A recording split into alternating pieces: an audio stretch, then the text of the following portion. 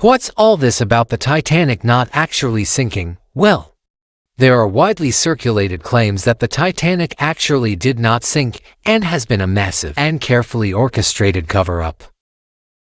Those supporting this view say the gigantic ship was actually swapped for one of its sister ships, the Olympic, just before it was due to set sail on its maiden voyage. The reasons cited vary, but amongst the most popular views are for insurance money or for political gain.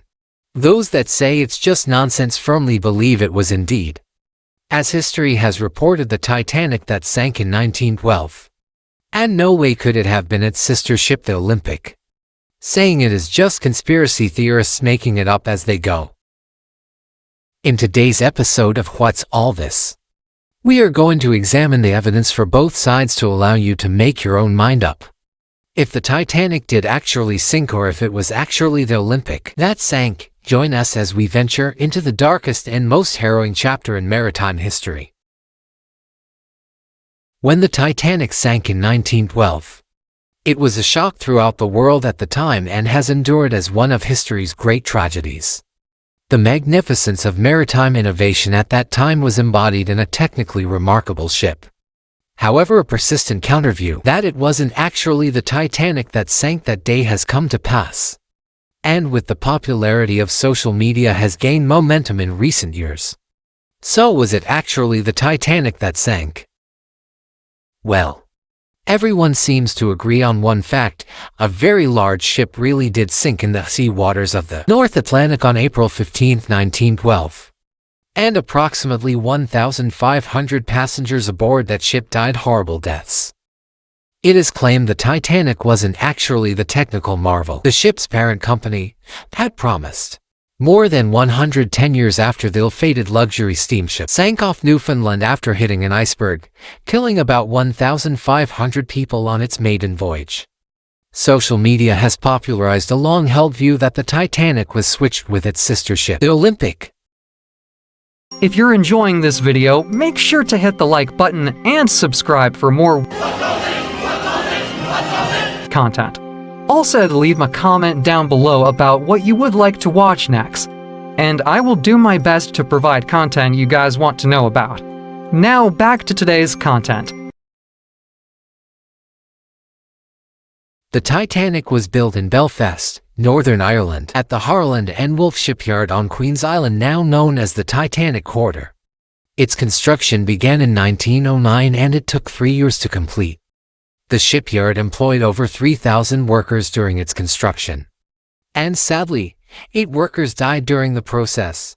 The Titanic was launched on May 31, 1911. An interesting fact: 22 tons of soap and tallow were spread on the slipway to lubricate the Titanic's passage into the River Lagan. The Olympic preceded the construction of the Titanic, with construction beginning in 1908 and was launched October 20th of 1910 as the line's namesake. It was considered the lead ship. The Olympic's maiden voyage from Southampton to New York City was on June 14, 1911 amidst much fanfare. Its first few voyages were definitely successful voyages, and fortunately, on just its 5th voyage, the vessel ran into serious trouble. On September 20, 1911, the Olympic was maneuvering past the military vessel HMS Hawke. The Olympic then made an unexpected turn. This led to the two ships being involved in a collision. This occurred near the Isle of Wight. Fortunately, the Olympic was able to make it back to port, though it had suffered considerable and costly damage. A trial would later hold the White Star Line responsible for the incident. So far nothing is in dispute. However, it is from here that today's episode really gets started and the controversies are hatched. Here is the controversy, and it is huge. The White Star Line company switched the Olympic for the Titanic. So it has been claimed the Titanic prior to its planned maiden voyage was swapped and took on the name Olympic, while its damaged slightly older sister ship, the Olympic, was disguised to be the Titanic and was sent on its maiden voyage with the intent that it would sink. Okay, So just to understand the full life cycle of the Olympic, it had a service life of 23 years at sea. Following the collision with the HMS Hawk on September 20th of 1911, the Olympic went on to suffer 3 more accidents during its remaining time in service, making a total of 4 accidents. Of course, the first was with HMS Hawk, as we have already discussed. The second accident was May 10th of 1918 during World War I. While serving as a troopship, the Olympic spotted and rammed the German U-boat U-103 in the English Channel. The U-boat sank, but its crew survived. The third accident was on October 6th of 1929. While undergoing a major refurbishment in Southampton, a fire broke out in the liner's first-class smoking room. Extensive damage was caused, requiring further repairs and delaying its return to service. The fourth and last accident was on May 25th of 1930, while sailing on its penultimate voyage, the Olympic ran aground near Cherbourg, France. Though refloated with assistance, the incident slightly damaged the hull and propeller blades. Following this final commercial voyage in 1934, the Olympic was sold for scrap and dismantled in Jarrow, England. Ironically, its steel salvaged from the scrapping would later be used in the construction of several warships for World War II, which has been claimed as secretly operating as the Titanic would be scuttled in an accident from which the White Star Line could collect an insurance payment, befitting a brand new shipple, while the ship originally built as the Titanic, but disguised as a freshly repaired Olympic, would have lived on. The collision with an iceberg was therefore said to have been exposed as having occurred on purpose to sink the ship and claim the insurance monies, thus allowing the White Star Line to trade on. There is also another popular scenario that is claimed. So, let's get back to the point where all facts are agreed on. Everything up until the Olympics collision with HMS Hawk on September 20th of 1911, there is no controversy. After the collision, the Olympic was in a badly damaged state. This is where the controversies have been hatched from. We are now going to consider the 4 main arguments for why it is said it was not the Titanic, but actually the Olympic that sailed. Reason known, it has been suggested by some that this collision was a major economic disaster for the White Star Line that owned her. The ensuing lawsuit meant in all likelihood the repairs that would be required would not be covered by insurance. It was now earning no money while sitting around the docks, and would cost a great deal of money to repair. Therefore it is put forward as motive that if the Olympic was to be sailed and purposely sunk, a major financial loss could be averted. Reason 2. The owner of the White Star Line was J.P. Morgan. He was a major proponent for the creation of a central banking system for the United States, which is now termed as the U.S. Federal Reserve. The accusations center around J.P. Morgan and his influential political cohorts orchestrating to kill 3 powerful businessmen who were also amongst the wealthiest men on Earth and were to be amongst the passengers on the Titanic. These 3 were John Astor, Isidor Straus and Benjamin Guggenheim, and were indeed opposed to the creation of the Federal Reserve Bank. And it so happened to be they were invited to be aboard for its maiden voyage. The reason cited is eliminating them would eliminate most of the opposition to going ahead with the central banking system. Less than a year after the Titanic sank, now that the wealthy opposition was out of the way, the Federal Reserve was created, and USA was turned into an incorporated business, with its own business ID number, 28 U.S.C. 3000-15. Reason 3. The owner of the White Star Line, J.P. Morgan, cancelled his long plan for journey aboard the maiden voyage of the Titanic only hours before its proposed departure. This suggests he deliberately missed the trip because he knew the ship would sink. Reason 4. It has been claimed the maiden voyage of the Titanic was set up to fail. This is said to be because of several things that happened that surely anyone in the maritime industry would agree would set it up as a suicide mission, namely the vessel headed at full speed into a known iceberg field, with less than half the required lifeboats, no red signal flares, no Rothschild, no J.P. Morgan or Rockefeller on board, and thus it would be only natural it sank to the bottom of the North Atlantic Ocean. Reason 5. The Titanic didn't allow for a public examination of the vessel prior to its voyage. This was claimed to be due to concerns it would be found out by the astute observers as being the Olympic in disguise. In evidence of this, supporters say by examining original pictures of the Titanic under construction, and then the Titanic on its first voyage, it appears that in the picture of Titanic on its voyage the portholes are looking more like those of the Olympic. So now let's have some consideration for what the counter-arguments are regarding reason 1, the insurance fraud claim. Historian Mark Chirnside has considered a potential motive for switching the ships. In 2005, he considered the potential for an insurance claim. In effect, that the damaged Olympic would be intentionally sunk to claim the insurance on it. He said, the Titanic cost $7.5 million to build but was insured for only $5 million. Many other sources have confirmed the insurance coverage for the Titanic was $5 million. With this amount of insurance coverage, White Star could only expect to recoup a maximum 2/3 of the ship's value, resulting in a loss of $2.5 million even if there was a successful claim made. Furthermore, because the Olympic had completed 5 previous voyages and was damaged, there would be a substantial cost involved to transform the vessel into one resembling a brand new Titanic with no rust marks from life at sea for a year. All the effort and cost of repairs completed in record-breaking time. Doing the math, it does not stand to financial sound reasoning. Regarding reason 2, assassinating Strauss, Astor and Guggenheim's opinions of the Federal Reserve proposal.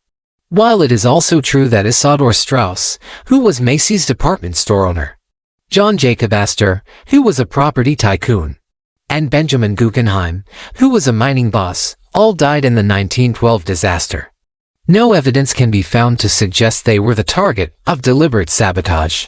There is also no evidence that these 3 men were against Morgan's centralized banking ideas. George Abihi told Reuters News Service he was unable to find any documents in his 45 years of researching the Titanic that proved the 3 men opposed the Federal Reserve. In fact, a Washington Post investigation that while Astor and Guggenheim did not take a public stance on the matter, Strauss reported leaks in favor of the proposal. Also, it is not actually all that significant that these 3 wealthy people were on board Titanic's maiden voyage, for it had indeed attracted many other prominent wealthy names, and was dubbed by some as the Millionaire Special as a result.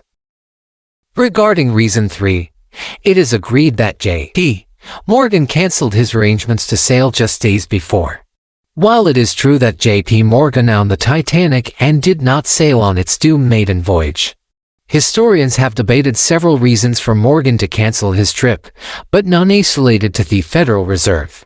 There has never been an authoritative 1912 source explaining the exact reason why J. Morgan cancelled his passage on the Titanic, but had definitely didn't also mere her spore the ship's departure. According to Titanic expert George Abihi, he was quoted as saying in a communication to Reuters News Service. Meanwhile, Don Lynch, a historian at the Titanic Historical Society, has stated one of J.P. Morgan's biographers said that France was changing its laws to prevent Americans from exporting art treasures from that country.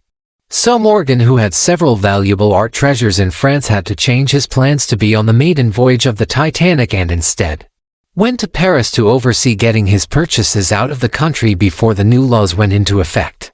Also from Titanic Historical Society advisor Barry has stated that as well as threat retrieval of the art treasures, the official explanation was that J.P. Morgan had fallen quite ill and wanted to take a medical treatment at a spa in France with his mistress. Lepine added, it could well have been both reasons. Regarding reason 4, to have purposely headed the Titanic at full speed into a known iceberg field, with less than half the required lifeboats, no red signal flares, and purposely drown many wealthy people does not appear to make sense for financial gain. Besides, the vessel only retrieving at best 2/3 of its value from insurance. The further damage from years of litigation, not to mention the intellectual damage to the White Star Line, simply does not make financial sense. There were certainly many other much more sensible options to recover from the financial loss of the Olympic from the collision with HMS Hawke in 1911. J.P. Morgan was renowned as being a very well-educated man who would possess the knowledge required to trade the White Star Line into profit, rather than stage a suicide mission, particularly with the massive loss of lives that would incur and the ongoing outfall that would carry on for years to come. Regarding steering into an iceberg at full speed, there are some interesting aspects to this point. One explanation, according to historian B, is that the ship's officers mistakenly believed that good visibility on the open sea would be an advantage for spotting any hazards ahead in good time. B added, the ensuing collision with the iceberg was just an unfortunate result of a perfect storm of unfavorable such as sailing in ideal dead calm water. No moon, an attitude that was a little reckless that the ship was unsinkable and things like this. Writers reported on another possible explanation in 2010 that suggested the boat hit an iceberg due to a basic steering error, and only sank as fast as it did because an official persuaded the captain to continue sailing. Encyclopedia Brash insists a steering mistake caused that Titanic to turn slower than if it had been moving at its original speed. Most experts believe the ship would have survived if it had hit the iceberg head-on. Regarding reason 5, it was certainly not unusual for a ship to be built without allowing for a public examination of the vessel prior to its voyage, due in part to the obvious safety issues that would involve and a lack of infrastructure to administer such public inspection. Perhaps of more interest is the claim regarding small differences that have been claimed in photographs recording the commencement of the voyage, countering the criticism that the pictures of the Titanic on its voyage show differences to the portholes in the book Titanic or Olympic, which ship sank. To Titanic researchers Steve Hall and Bruce Beveridge, who also helped to write other books of Titanic history, including Titanic, the Ship Magnificent. Regarding the porthole argument, the Olympic, they write, like the Titanic, was fitted originally with the same 14 porthole arrangement on the port side of her forecastle, but 2 additional portholes were later fitted. They were there in March 1912.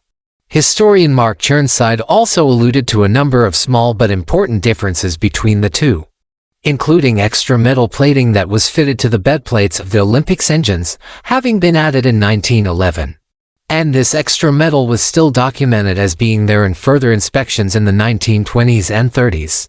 When the Titanic was investigated by the British Board of Trade, no such additional plates were found to have been added. Maritime historians said in a communication with the Associated Press that switching the RMS Titanic and the RMS Olympic would not have been possible. There's a mountain of evidence against this switch conspiracy, said J. Kent Leighton, who has published multiple books about the Titanic. One key piece of evidence can be found in the construction of the ships.